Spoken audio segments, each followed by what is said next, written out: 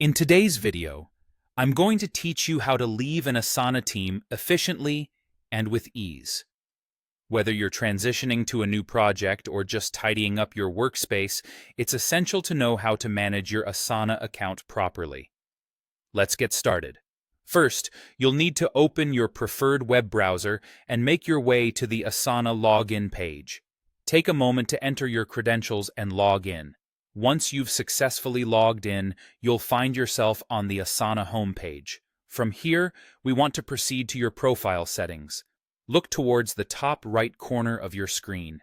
There, you should see your profile icon. Click on this icon to reveal a drop-down menu. Now, within this drop-down menu, you will notice an option labeled Settings. This is the gateway to your account settings page. Clicking on it will take you to a new section where you can manage various aspects of your Asana account. It's important to pay attention to the options available here because this is the command center for most of your account changes. With the settings page open, direct your attention to the Account tab. Here, you'll discover specific user settings that you might want to familiarize yourself with or adjust. Take a moment as you explore this area because preparation is key when you're about to make any changes. As you scroll through your account settings, you'll come across a section at the bottom titled Deactivation. This is where you can start the process of removing yourself from the workspace.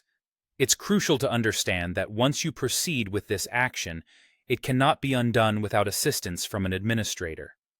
So, ensure that you're certain of your decision before moving forward.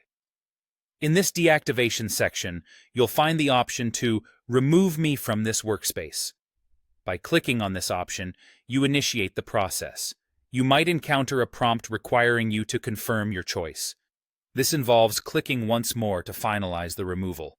It's a safeguard to prevent users from accidentally removing themselves. Once you've confirmed, you'll no longer be part of that specific workspace within Asana.